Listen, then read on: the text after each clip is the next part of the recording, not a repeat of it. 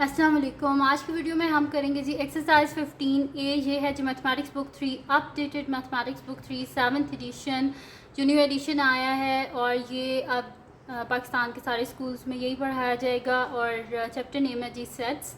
और इसका हम करेंगे क्वेश्चन नंबर 4। इसके जो पिछले क्वेश्चन मैं पहले करवा चुकी हूँ, उसका लिंक मैं डिस्क्रिप्शन में दे दूँगी, आप वहाँ से देख लीजिएगा। और अगर अभी तक आपने मेरा चैनल सब्सक्राइब नहीं किया तो उसको सब्सक्राइब कर दीजिए और बेल आइकन को लास्ट में प्रेस कर दीजिएगा ताकि आपको न्यू आने वाली वीडियोस के बारे में पता चल सके। और इसका मैं आपको करवाऊंगी जी पार्ट नंबर ए और बी, क्योंकि सी भी साथ कराया तो वो बहुत ही लेंथी हो जाएगा।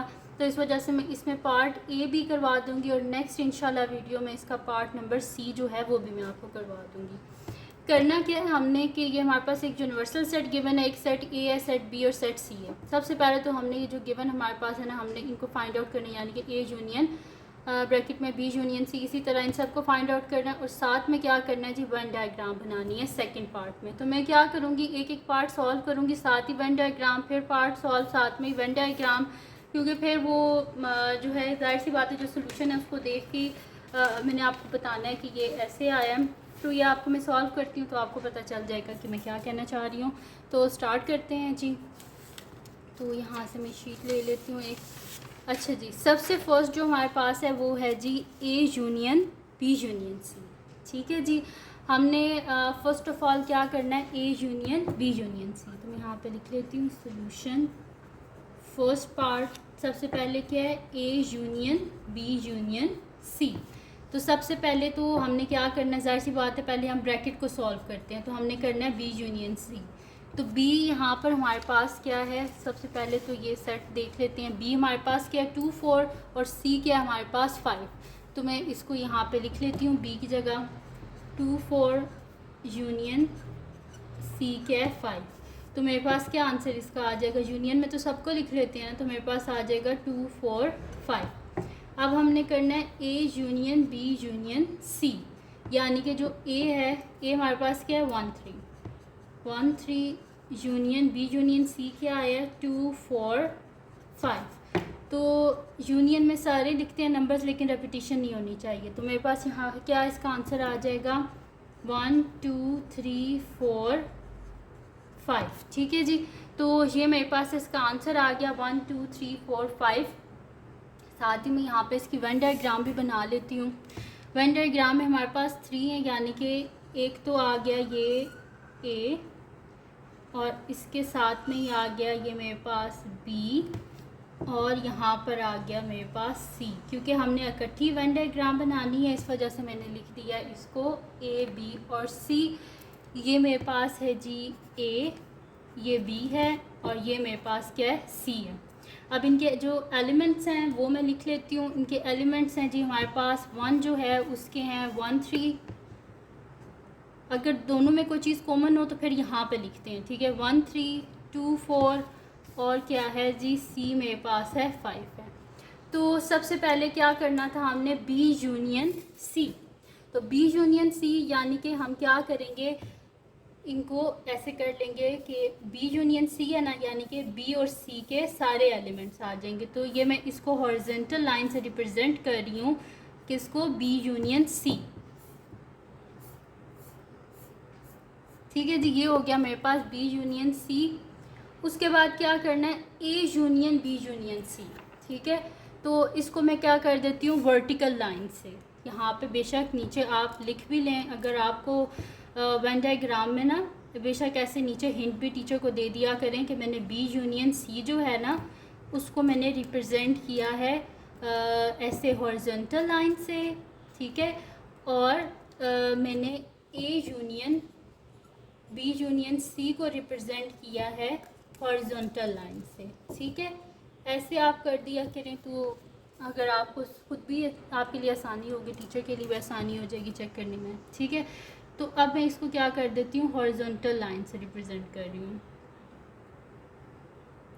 और अगर जब हमारे पास 3 आ जाते हैं ना तो फिर हम लोग ना उसको कर देते हैं थोड़ी सी ना ऐसे, जैसे ओब्लिक टाइप नहीं होती, ऐसे कर लेते हैं हम।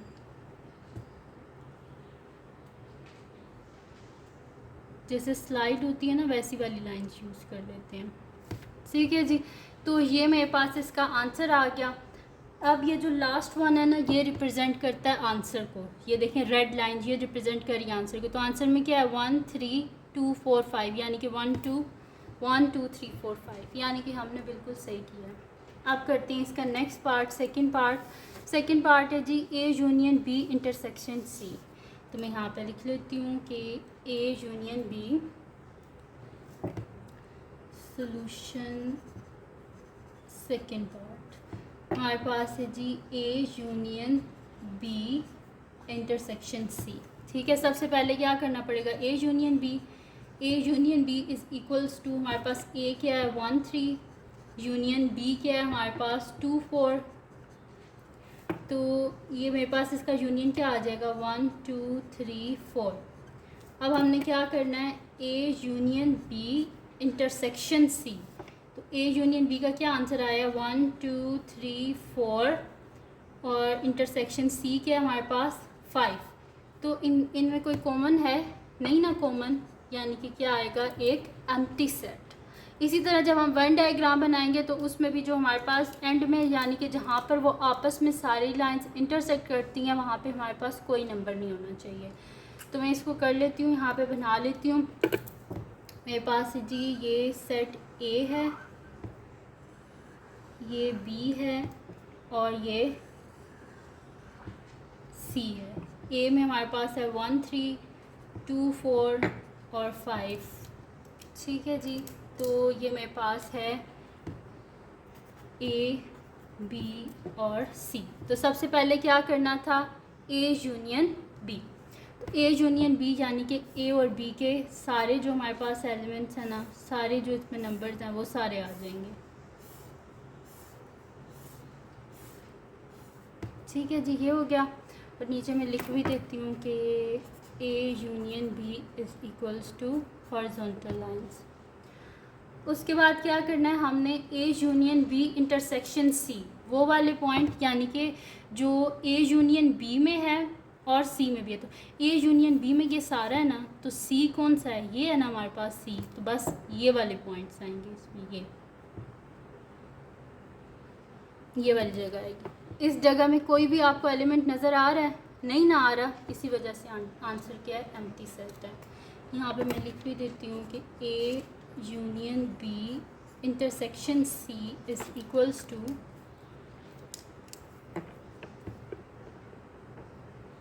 ठीक है जी, ये हो गया मेरे पास। अब कर लेते हैं, तो सेकंड पार्ट हो गया। अब हम करते हैं इसका नेक्स्ट पार्ट, जो कि मेरे पास है जी इसका थर्ड पार्ट को कर लेते हैं। थर्ड पार्ट है जी, यहाँ पे लिख लेते हैं सॉल्यूशन। थर्ड पार्ट है जी हमारे पास कि A intersection B union C. ठीक है जी, तो इसमें हमें सबसे पहले क्या करना पड़ेगा, ए इंटरसेक्शन बी में क्या हो जाएगा, हमारे पास ए क्या है 1 3, और इंटरसेक्शन बी क्या है हमारे पास 2 4।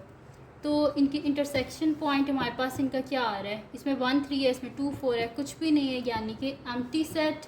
उसके बाद हमने करना है जी A intersection B union C.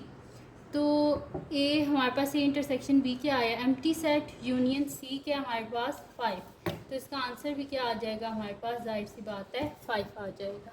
ठीक है जी, अब इसकी बना लेते हैं हम लोग पेन डायग्राम।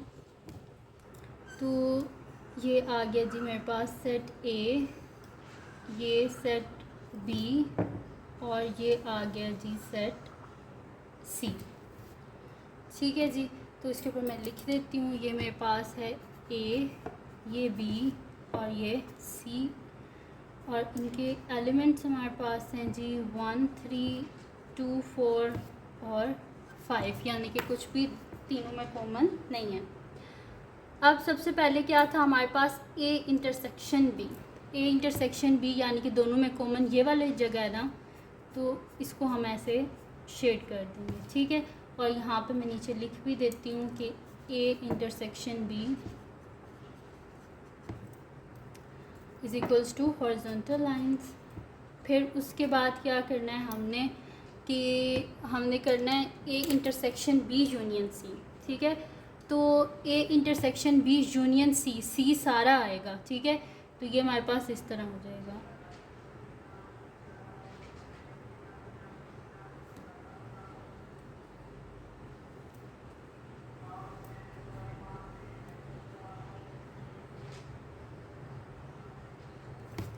यहाँ पे नीचे लिख भी देते हैं कि A intersection B union C is equals to vertical lines. ठीक है जी। तो अब देखिए शेडेड रीजन में आंसर क्या आ रहा है 5, और हमारा भी यहाँ पे जब हमने सॉल्व किया तो भी आंसर क्या आ रहा है 5 ही आ रहा है। अब करते हैं इसका फोर्थ पार्ट, मैं यहाँ पे लिख लेती हूँ सोल्यूशन। फोर्थ पार्ट है जी हमारे पास कि A intersection B intersection C, A intersection B intersection C. ठीक है जी, ये हमारे पास है। तो इसको हम कर लेते हैं। A intersection B is equals to A हमारे पास क्या है 1 3, इंटरसेक्शन बी क्या है हमारे पास 2 4। ठीक है जी, ये हमारे पास है। अब हम यहाँ पे क्या कर लेते हैं, इन दोनों में इंटरसेक्शन क्या आ रहे हैं, कुछ भी नहीं आ रहा ना, तो यानी कि एम्प्टी सेट। फिर हम कर देते हैं A intersection B intersection C, तो यानी कि एम्प्टी सेट की इंटरसेक्शन कर देते हैं हम 5 के साथ। ठीक है, तो क्या आ रहा है यहाँ पर हमारे पास एम्प्टी सेट, क्योंकि इसमें तो कुछ है नहीं, और 5।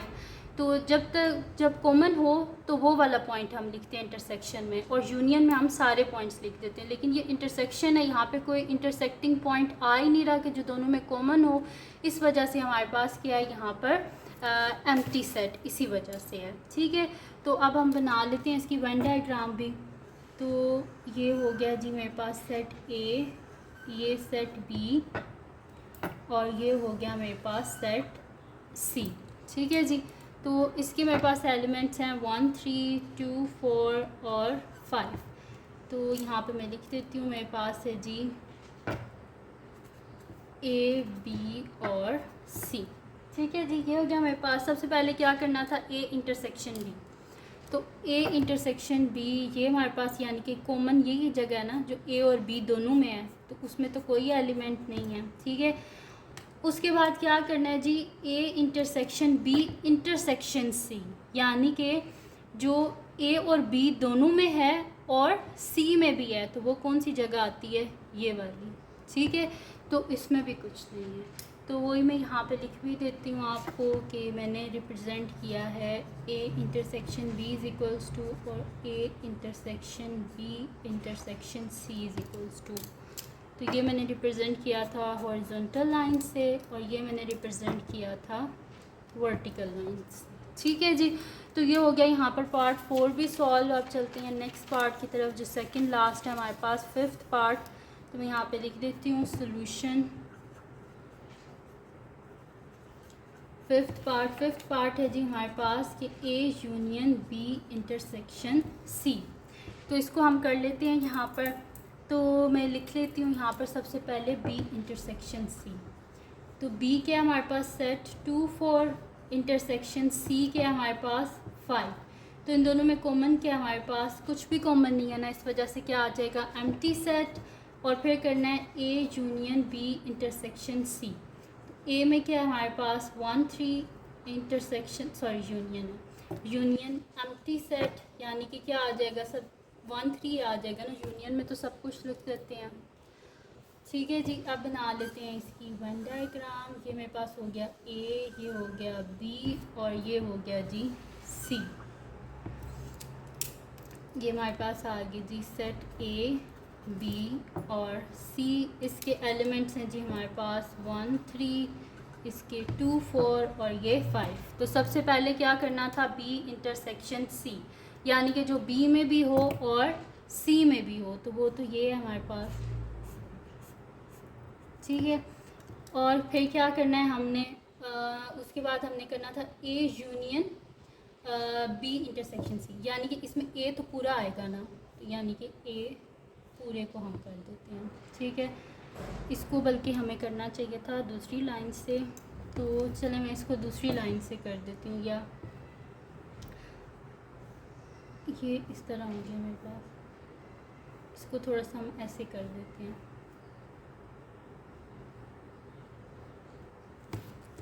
ठीक है जी, तो ये मेरे पास होगी यहाँ पर कि सबसे पहले तो बी इंटरसेक्शन सी और फिर A union B intersection C. तो बी इंटरसेक्शन सी को जो मैंने किया है वो मैंने किया है ऐसे हॉरिजॉन्टल लाइन से और इनको किया मैंने ऐसे, ठीक है, इन लाइन से। अब हम कर लेते हैं यहाँ पर इसका लास्ट पार्ट जो कि मेरे पास है जी, इसका 6th पार्ट, और 6th पार्ट है A intersection B union C. तो यहाँ पे लिख लेते हैं जी सॉल्यूशन 6th पार्ट जो कि हमारे पास है A intersection B union C. सबसे पहले कर लेते हैं बी यूनियन सी। तो बी क्या है हमारे पास, सेट बी हमारे पास है 2 4 यूनियन सी के हमारे पास 5। तो आंसर क्या आ जाएगा 2 4 5। फिर क्या करना है, A intersection B union C. तो ए सेट ए के हमारे पास 1 3 है ना, तो सेट ए को लिख लेते हैं 1 3 इंटरसेक्शन 2 4 5। तो इसका आंसर क्या आ रहा है, कुछ भी कॉमन नहीं है, इस वजह से क्या आ रहा है हमारे पास एम्प्टी सेट आ रहा है। इसकी डायग्राम मैं यहाँ पे बना लेती हूँ।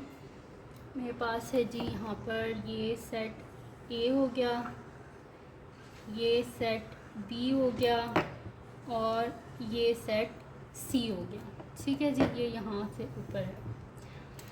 अच्छा, ये ए बी और सी, इसके एलिमेंट्स हैं मेरे पास 1 3, इसके 2 4 और इसका 5। अब क्या करना था, सबसे पहले करना था बी यूनियन सी। तो बी यूनियन सी में ये सारे मेरे पास एलिमेंट्स आ जाएंगे। इनको मैं शेड कर देती हूँ।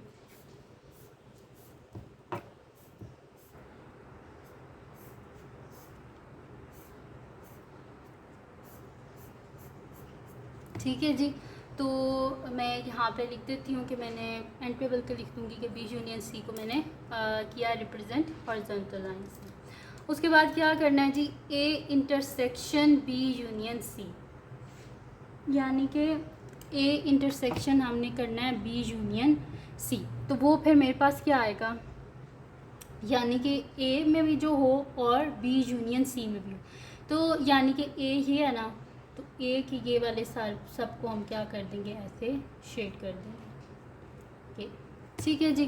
तो ये मेरे पास जो ये वाला पार्ट है ना, ये इसका आंसर है। और इसमें आपके पास कोई भी जो है वो एलिमेंट नहीं लिखा हुआ, इसकी वजह से इसका आंसर हमारे पास एम्प्टी सेट आया है। तो फिर मैं यहाँ पे लिख भी देती हूँ कि मैंने रिप्रेजेंट किया है बी यूनियन सी और A intersection B union C, ठीक है। तो इसको रिप्रेजेंट किया है हॉरिजॉन्टल लाइन से और इसको रिप्रेजेंट किया है मैंने वर्टिकल लाइन से, ठीक है जी।